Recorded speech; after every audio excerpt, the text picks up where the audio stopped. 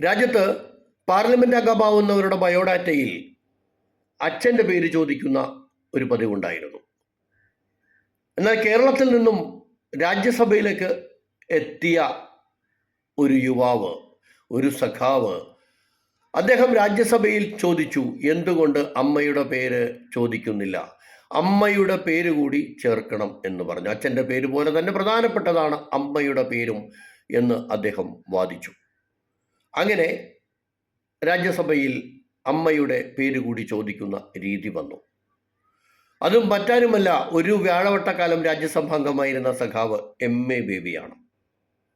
ഒരു ചെറു പുഞ്ചിരിയുടെ തികഞ്ഞ സാത്വിക ഭാവത്തോടെ ഏതൊരാളെയും സമീപിക്കുന്ന സഖാവ് എം.എ. ബേബി CPIM-ന്റെ പരമോന്നത ചുമതല ഏറ്റെടുത്തിരിക്കുന്നു.